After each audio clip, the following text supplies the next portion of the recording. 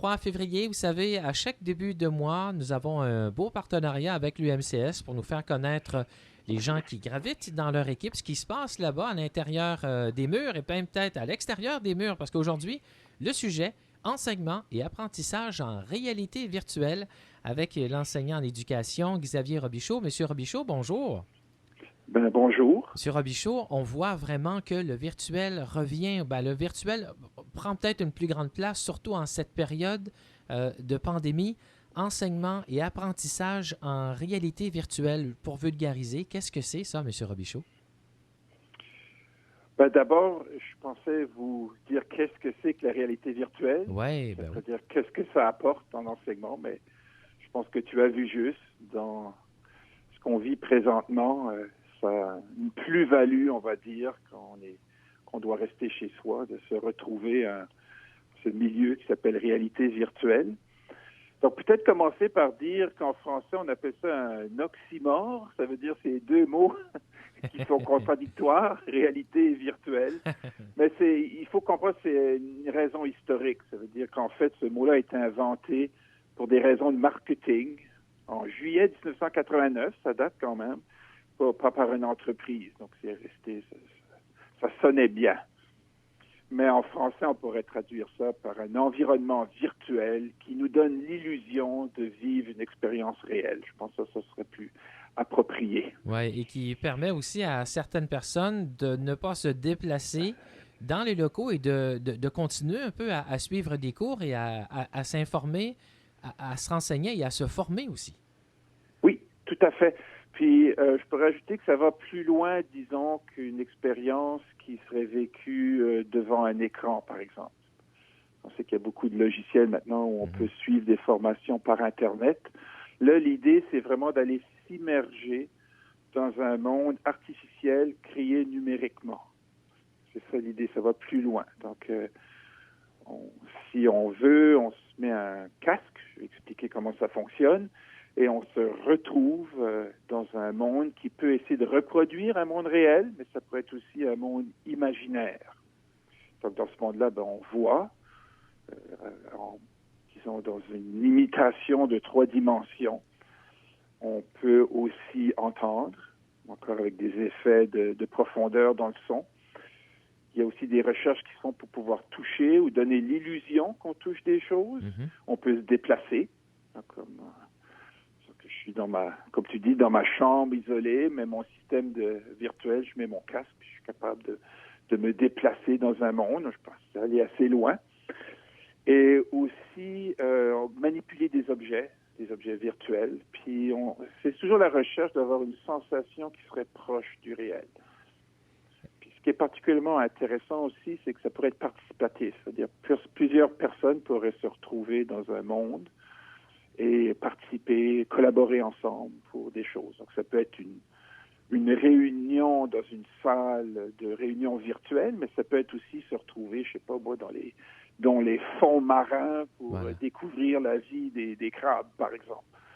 Donc, c'est un petit peu ça l'idée. C'est un peu ça, ça nous amène carrément ailleurs. C'est quand même, on le voit peut-être déjà avec les jeux vidéo, mais que maintenant, cette réalité, si je peux m'exprimer ici, en est aussi pour l'enseignement et l'apprentissage. Est-ce qu'on peut parler d'une révolution? Je suis toujours prudent avec ce terme-là parce que je suis un chercheur. Merci de nous ramener sur Terre. C'est un nouvel outil. Moi, je vois ça comme un nouvel outil. Il faut savoir qu'ici, au campus de Shippagan, on s'est procuré un vrai système de réalité virtuelle avec le casque, avec un ordinateur puissant cet été. Donc, moi, j'ai commencé mes recherches sur le sujet, approfondir, parce que j'étais déjà intéressé avant. Donc, je dirais que oui, c'est très intéressant. Pour moi, c'est inhabituel. Parce que, je viens d'une génération où les ordinateurs n'existaient pas. Mais moi, je vois ça vraiment comme qu'est-ce qu'on peut en faire d'un point Ouais. de vue éducatif. Là. Ouais. C'est ma grosse question. Ouais. C'est ce que je voulais justement discuter aujourd'hui. Là. Éducatif, oui, on voit encore là, il faut apprivoiser la machine comme telle. On Oui, voit là, l'exemple que vous nous avez donné, explorer les fonds marins. On peut voir maintenant quoi ça peut être pour les recherches, ça peut être pour l'observation.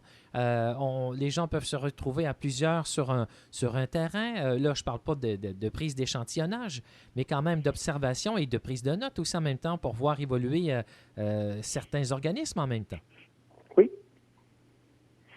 c'est ça. Donc, c'est l'idée qu'on peut vivre une expérience, je dirais, sonore, visuelle, kinesthésique, on pourrait toucher. On pourrait même imaginer qu'on pourrait, sous forme de jeu, vivre, dans l'exemple que tu as donné, la vie d'un crabe. Là. On pourrait se retrouver étant crabe soi-même. Les possibilités sont assez, je dirais, Présentement assez illimitées, si on peut dire. illimitées. Voilà, Ouais. c'est ça le terme que je Qu'est-ce cherchais. qu'on. Mais ça dépend toujours de l'objectif d'apprentissage que Mhm. l'on veut. Il faut faire très attention à ça. Ouais. D'ailleurs, comme objectif d'apprentissage, qu'est-ce qu'on peut mesurer avec ce style d'apprentissage et d'enseignement? Des capacités, oui, mais lesquelles ou de quelle façon on peut organiser une pédagogie pour aller de l'avant avec ce système? Il y a deux choses. Peut-être que je vais commencer par le premier volet, qui serait l'idée que ce système permettrait d'approfondir certains apprentissages. C'est un peu ça l'idée. Donc, du point de vue de connaissance, on pourrait aller à des endroits qui, normalement, Ah oui. nous sont pas accessibles. On parlait des fonds marins, mais Ouais. ça peut, on a beaucoup d'imagination. Bon, par exemple, je suis aussi didacticien de la musique. On peut s'imaginer qu'on pourrait aller vivre un concert en réalité virtuelle, ce qu'on ne peut pas faire présentement. On peut aller, je sais pas, à l'intérieur du corps humain, puis voir la circulation du sang. Donc, c'est cette idée-là que cette expérience nous permettrait d'approfondir nos connaissances sur le sujet, juste en étant là, puis en voyant ce qui se passe le plus réellement possible. J'imagine déjà, là, je vous écoute et j'imagine déjà des élèves au primaire et au secondaire avec Oui. ces masques, avec ces casques, pour comprendre ce qu'est le travail de quelqu'un. On dit toujours qu'il faut ouvrir, et je me dis cet outil-là serait parfait aussi dans l'enseignement et l'ouverture peut-être à d'autres mondes, à d'autres cultures aussi en même temps pour comprendre les gens qui nous entourent. C'est exactement, tu me mets les mots à la bouche, c'est exactement ça l'objectif en fait premier de ce système. De pouvoir vivre des expériences qui normalement on ne pourrait pas vivre. Donc, oui, de comprendre d'autres cultures. Mais aussi, peut-être je voudrais ajouter, dans l'aspect collaboratif, on pourrait se retrouver avec des gens d'autres cultures dans la réalité virtuelle. Donc, c'est pas seulement d'être dans un monde qui reproduit telle chose, mais on se retrouve avec des vraies personnes qui sont à distance dans ce système-là. Donc, on pourrait entrer en contact avec des gens de différents pays à travers le monde dans la réalité virtuelle pour faire un projet commun, par exemple, ou apprendre. Oui? Oui, si au présent, c'est les premiers balbutiements, vous nous dites de ce système chez vous, à Shippagan, à l'université, de quelle façon on entrevoit ou quels sont les projets futurs à venir? Là, je sais qu'on est peut-être un peu limité avec la pandémie, mais de quelle façon on veut l'utiliser aussi à l'intérieur de vos locaux chez vous? C'est certain que, j'ai parlé pour moi parce que c'est les recherches que j'entreprends, là. Moi, c'est sûr que j'enseigne à des futurs enseignants, donc c'est toujours l'idée d'être possible de les mettre dans des situations pédagogiques proches du réel, avec des élèves virtuels construits où ils pourraient interagir avec eux. Différents scénarios. Une salle de classe pour augmenter leurs apprentissages de cette façon. Parce qu'on sait que, surtout présentement, c'est pas facile d'aller sur le terrain, là. Ouais. On est très limité. C'est intéressant. On peut l'imaginer aussi en temps non pandémique, mais aussi d'offrir des... Moi, je donne beaucoup de cours réseau. Ça veut dire que je donne des cours sur un cours, mais si j'ai des élèves sur différents campus, on pourrait penser que cet endroit-là les permettrait de se rencontrer. Donc, ce serait un cours similaire à ce que j'offre maintenant, mais on pourrait se trouver dans un environnement virtuel où je pourrais faire des présentations de matières des fois qui sont très abstraites, comme c'est quoi l'empathie, ça, mais avec des expériences en 3 dimensions plutôt que seulement des explications en salle de classe puis des travaux d'équipe. Là. Je sais qu'il y a beaucoup question du développement des compétences Oui. chez les élèves. Et ça, on y arrive, on est dedans, là, mais vous imaginez un peu le pas de limite que ça pourrait offrir? Justement, je voulais ajouter là, quelque chose à ce sujet. Justement, tu m'avais posé qu'est-ce que la plus-value de ces apprentissages.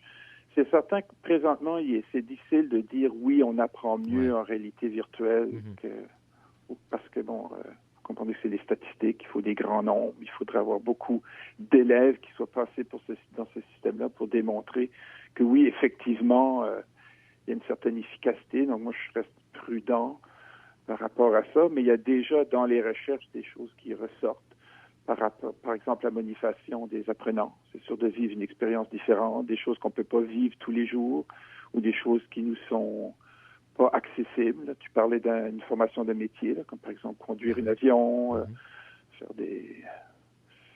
construire des maisons. Des fois, c'est pas des choses qui sont disponibles pour nous. Donc, d'aller dans ce monde-là, ça motive. On peut aussi réguler les apprentissages, s'assurer, par exemple, d'être au niveau de la personne qui apprend. Donc, on parlait de différents rythmes d'apprentissage.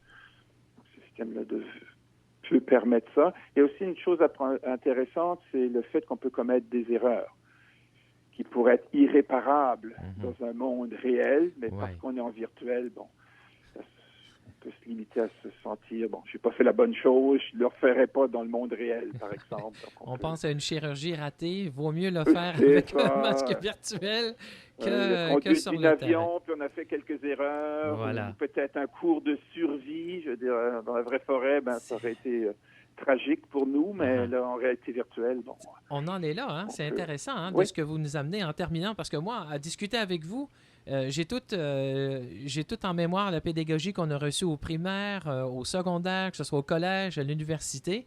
Et là, on dirait que c'est un retour vers le futur, ou c'est le futur qui revient, mais on est loin du Commodore 64. Là, on parle d'application, de la pédagogie ou de la connaissance et de l'enseignement à travers la réalité virtuelle.